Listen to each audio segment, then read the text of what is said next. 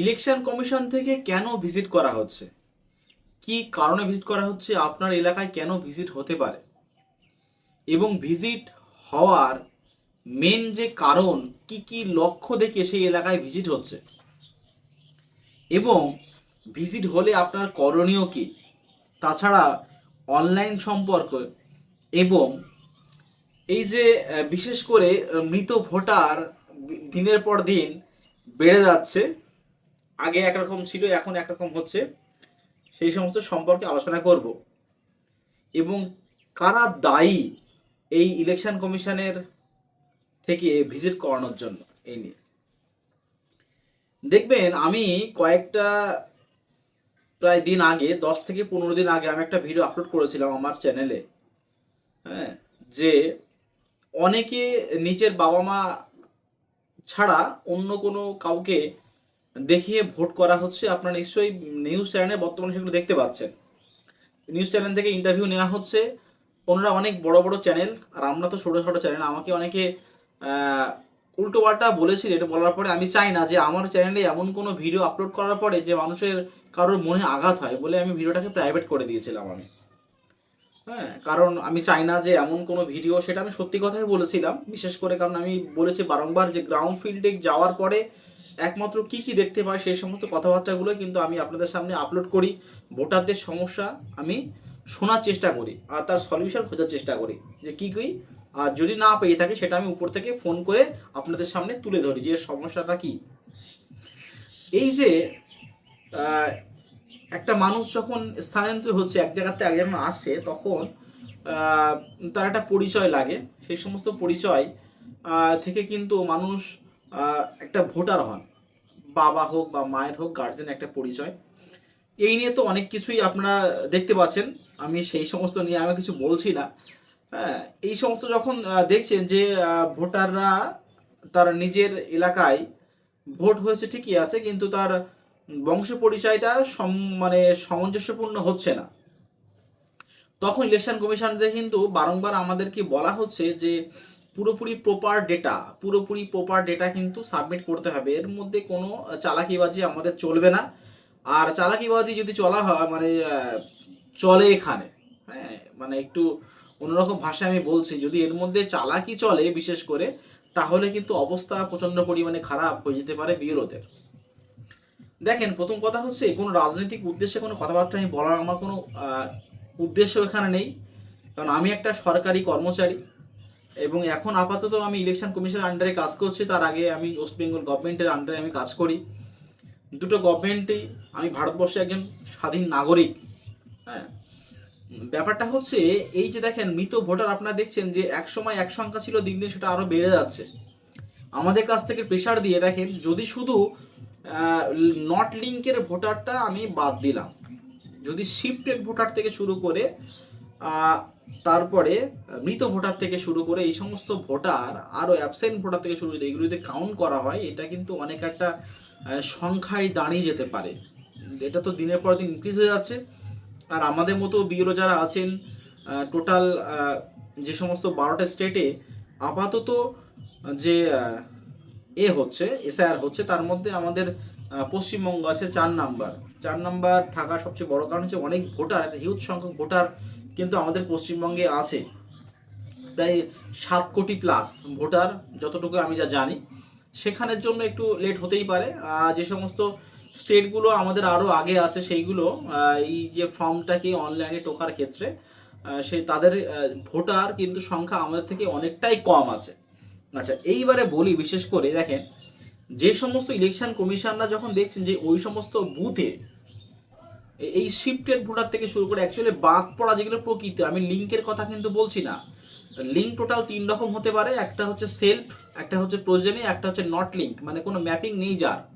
হ্যাঁ, এই তিনটে টোটালটা ডেটা উপরে চলে যাচ্ছে এবং দেখবেন যে আমরা মোটামুটি যে আনকালেক্টেড যেটা হচ্ছে ওটা কিন্তু সাবমিট করেছে অনেক পরে, ডিজিটাল করার পরে। কিন্তু তার আগে কিন্তু আমরা মৃত ভোটার লিস্ট করে নিয়েছি। আমাদের প্রথমে আমাদের বলে দিয়েছে হচ্ছে অন্তত আপনারা মৃত ভোটারটা পাঠিয়ে দেন, যে কতটা সেটা আমরা পাঠিয়ে দিয়েছি। যখন যা নির্দেশ পেয়েছি একদম পুরো রাত জেগে পুরোপুরি কাজ করা হলেও সেটা আমরা করার চেষ্টা করেছি।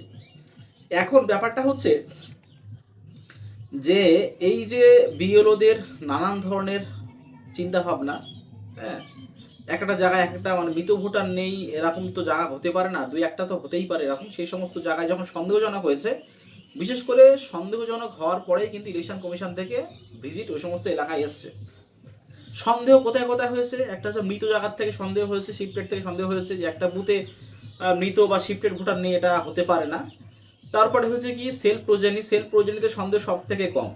তার কারণটা হচ্ছে সেলফ প্রজেনি একটু কমই হয় সব থেকে, নট লিঙ্ক এবং সেলফ প্রজেনি। এবার প্রজেনি মানে কি হচ্ছে যে বাবা বা ঠাকুরদা ঠাকুমা দিয়ে বা মায়ের দিক থেকে হোক, যে সমস্ত জায়গা থেকে প্রজেনি হিসাবে লিঙ্কেজ করা হয়েছে সেগুলোকে বলা হচ্ছে প্রজেনি। এই প্রজেনি ভোটের সংখ্যা যেখানে যেখানে বেশি সেখানে সেখানে কিন্তু ওই ভিজিট করা হচ্ছে ইলেকশন কমিশন থেকে। এটা একটা কর্তব্য দায়িত্ব সমস্ত ইলেকশন কমিশন থেকে শুরু করে।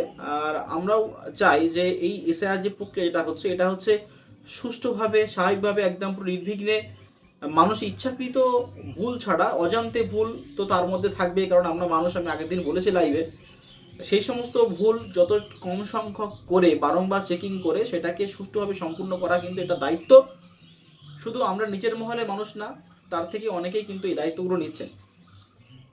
এইবারে বলছি যে অনলাইনে যারা হিয়ারিং এর কথাবার্তা বলছেন যে হিয়ারিং কি অনলাইনে করা যাবে, দেখেন হিয়ারিং এর কিন্তু অনলাইনের বিষয় পুরোপুরি সুস্পষ্ট, পুরো ক্লিয়ার, এখনো কোনো আপডেট কিছু আসেনি।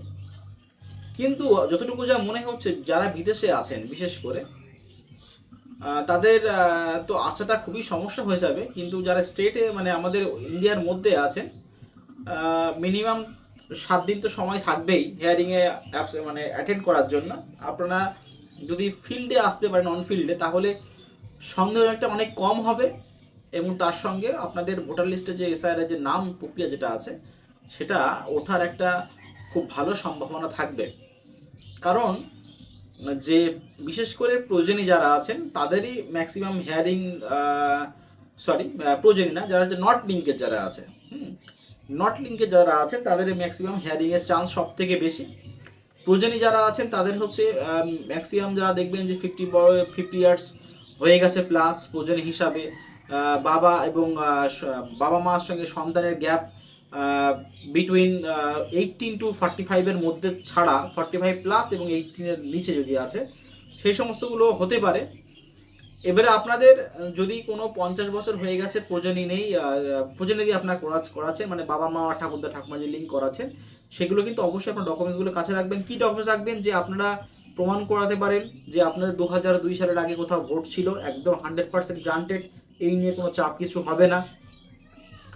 স্বীকৃত স্থান থেকে কোনো কিছু, বিএসএফদের কথা আমি বলছি না, বিএসএফ আর্মিদের কথা বা নেভিদের কথা। একজন আমাকে কমেন্ট করেছিলেন যে উনি এয়ারফোর্সের, আমি বিএসএফের কথাবার্তা বলেছি। দেখেন আমি আপনাকে বলছি বিএসএফ এয়ারফোর্স আমাদের ইন্ডিয়ান যত সোলজার্স আছেন তাদের কোনো প্রকারে বিন্দু মাত্র কোনো সন্দেহ কিছু নেই, কোনো সমস্যা কিছু হবে না।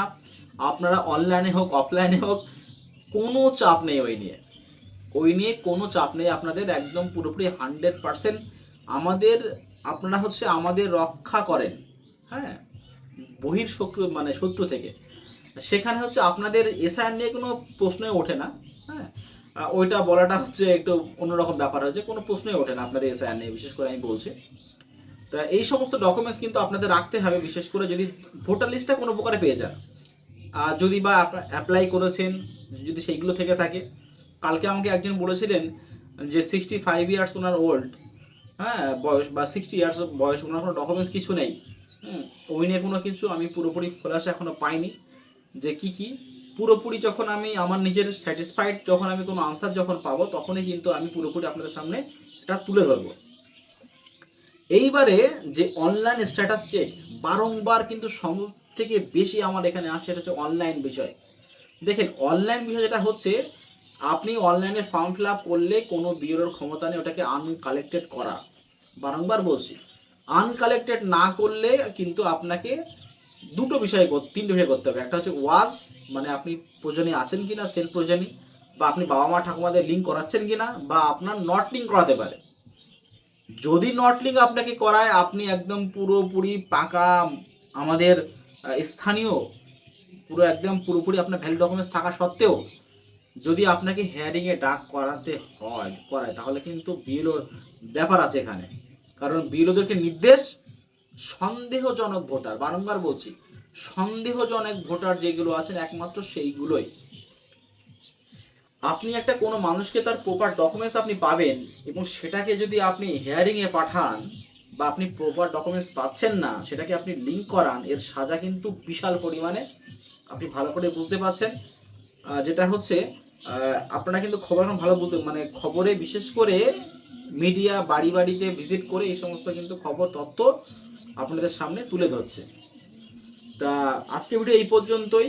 মোটামুটি বিশেষ করে ইলেকশন কমিশনরা কেন ভিজিট করছে আর কেন ভিজিট করতে পারে আপনাদের এলাকায়, সেই তথ্য আমি আপনাদের সামনে তুলে ধরলাম বিশেষ করে। তা ওটা হচ্ছে মেইন যে কারণ যেটা আছে সেটা হচ্ছে আমাদের মতো মানুষদের অসতর্কতার জন্য, যেটা হচ্ছে এটা বিশেষ করে সুষ্ঠু একটা সম্পূর্ণ এসআইআর যাতে হোক সেই আমরা কামনা করি। তো আজকে ভিডিও এই পর্যন্তই। আপনার চ্যানেলকে সাবস্ক্রাইব করে বেল আইকনে ক্লিক করুন। ধন্যবাদ।